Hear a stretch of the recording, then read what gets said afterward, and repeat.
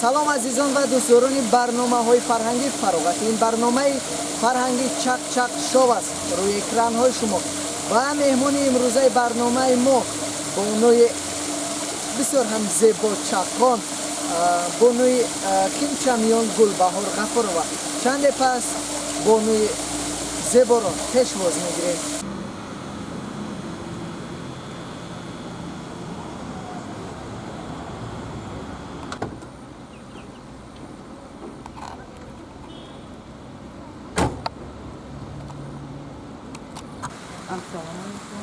Салом алейкум.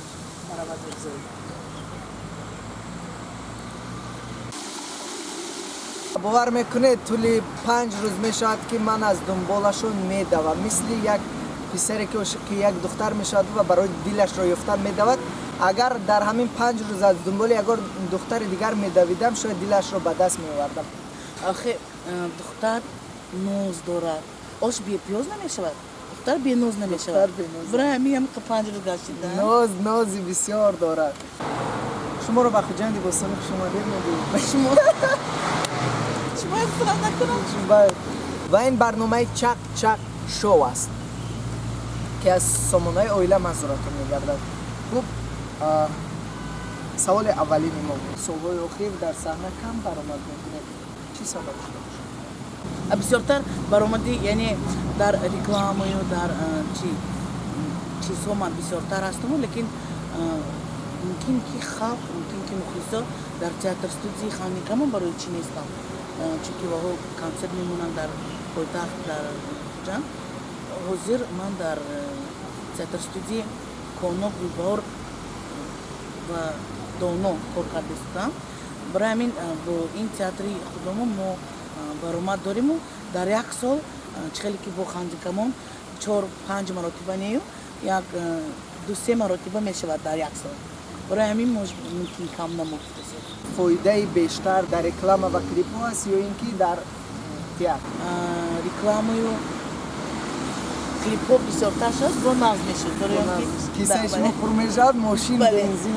Чунки консерт, ин ҳама консерт мондагиҳо мухлисо бисёри кас мепурсиданд ки консерт монтон расо пул кор каритонан гуфта.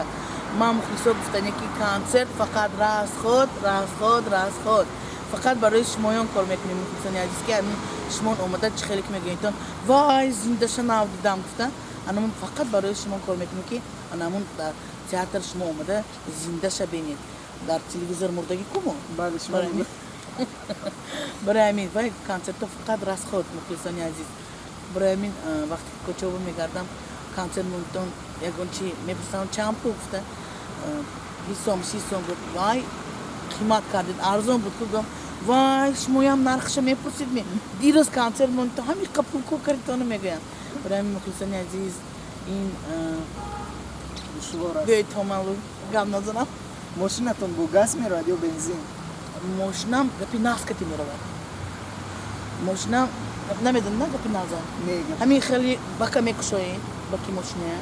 аз тали худам тиллои худам ту бакат пур мегӯед, гашта мепурсӣ рафтам мегирад. бо сухан мошинро бо суханҳои мошинаш на бензин мехӯрдасту на газ, фақат бо лаҳни ширин. хуб, дар аввали барнома мехоҳем ки як латифаи Бону Гулбаҳор духтараки химчамиён ро бишнавем. латифа барои мухлисони азизам.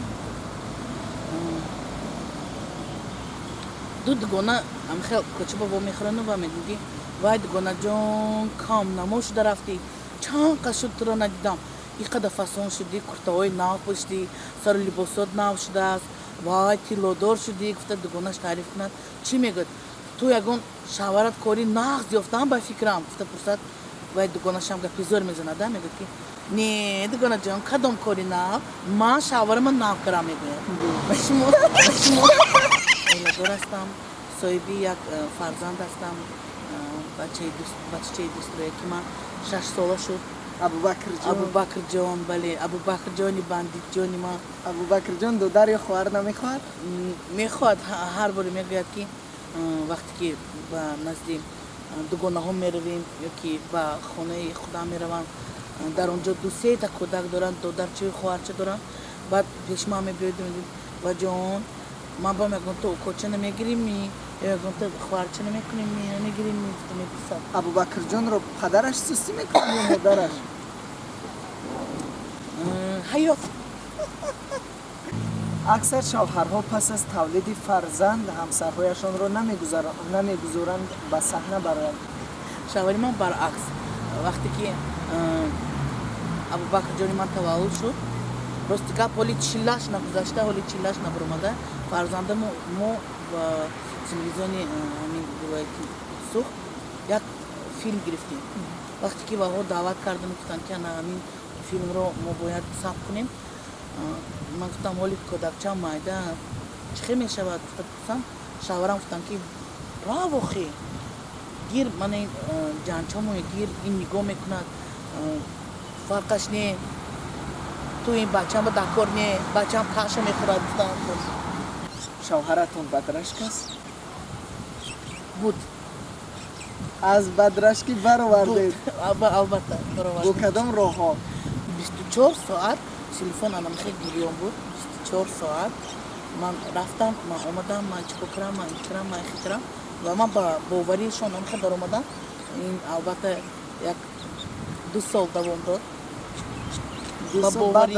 با باوری در اومدن 2 سال دوام داد بعد رشک شد با زنهایی که شوهرهایشون رشک دارن همین رو توصیه میدید که تلفن 2 سال پای هم در گوششون 24 ساعت بعضی دختران از صنف 8 عاشق میشن بعضی دیگر از دوران دانشجویی شما کدام وقت عاشق شدید؟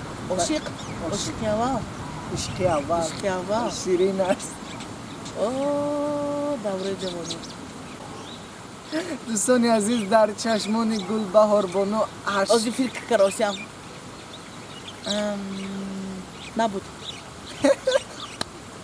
من باور نمیکنم اگر نمی بود همون وقت میگفت نمی بود بله نمیخواهد که فکر کردم بعد نمیگفت بله نمیخواهد که روزهای گذشته رو به یاد بیاورد نجا چخیلی که روزها با میگم که بیزاتریتنا любовь عشق بی‌جواب عشق بی‌جواب عشق یک طرفه بود شما دوست می‌داشت عشق یک طرفه بنیهایت عشق عذاب بود و میرزا برای همین نمیخوام از دریا دارم ممکن و عشق بود ممکن و جگر چی بود لیکن در همونجا وقتی که من میدیدم خسام میشدم این عشق بود هم موزا بله عشق بود وقتی که میبینی مثلا همون دوست داشتهت رو دلت جوش میزند میخواستم من رو بینن من نگاه کنن من که گاب زند افسوس فقط لیکن از سوخته گشته است در صحنه های زیاد گاهی نقش عروس و گاهی نقش زنی مرد دیگر رو میبازید شوهرتون دلش از این ملال نمیشود؟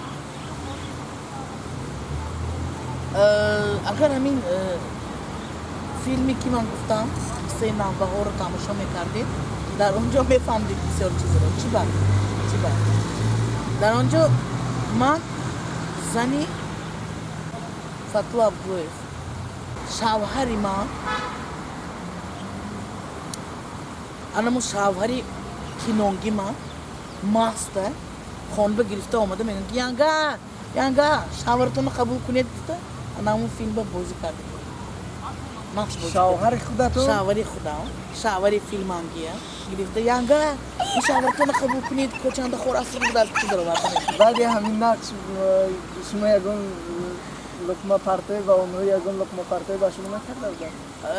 در خانه بعد از فیلم البته یگون چی گنگر یگون چی گابز نه یگون چی زنه یگون چی بای گابز دموننگا میگم که میبخشیدو من زنیم دیگر کس من زنک جا نگیر برای شیخی کره خانده میکنیم جیمشین و جاندمون فقط میگن که کینو تئاتر زندگی خانه کتی آمیخته نکن فهمیدی هم میگم مالش مادر میگم از شوهرتون میگم شما میگم مردی همسایه نقش بازی کردگی و یا خانه با درامده اگه چی گاز نکن ای با مرد که همسایه درآمد می روید خانوار روید میگه از شوهرتون میترسید یا اون کس از شما میترسید؟ نه ترس набояд бошад. Шавҳарандам, занандам. Мирзо. خب با امروز نه- بار شما رو نباید. زده است؟ رسو نمیزدم ولی زر میزدم رسو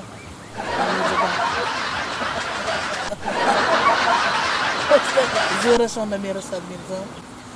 اینجا یک اویله بوده شو، اویله توجیک 60 سال زندگانی کردگی و یکم مرتبه همین اویله با جنگ و جنجال و نشنویدگی ده همسایه ها. بعد امی خبرها امی شما با این ژورنالیست ها به رفته رسیده است که امیخه اویله های اویله توجیک 60 سال زندگی میکنند یکم مرتبه خانهاشون جنجال نشده است نشنویدیم گفته امیخه خبر میرود و ژورنالیست ها خانه همون آدم آمده میگن که ما نمیفهمده که سیری زندگانی در چی که در اویله شما 60 سال زندگانی میکنید و یکم مرتبه جنجال نشده است. بعد مرد خانه برآمده میگن که راستی گپ کجان 60 سال پیش روزی تویمو زنکتی مصلحت کردیم. من گفتم اگر خانوده در اون بنا گفت فیال آمدگی باشه تو گریخته این همسایه برام. اگر من در اون فیال توی فیال آمدگی باشد سیکی گریخته چردکنده میشنم گفتم. بعد ژورنالیست هم حیران شد که نخواد 60 سال باز فعلی شما می یا که فعلی ینگم می یگامشون نامدگی باشد باور نمیکنم چه خیلی گفتم ای کجا یک سوال میتی 60 سال باز چردکنده زندگی کردم اگه کجا میدونم من فعلا شما دیگه می دوستان عزیز گلبهار مثل یک اقیانوس است پر از سر و اسرار پر از راز و نیاز و ما نمیتوانیم تمام جبهه های زندگی او را در یک برنامه پیشکش شما سازیم. قسمت دومی برنامه را شما میتوانید روزهای نزدیک از سامانه اویله تماشا کنید.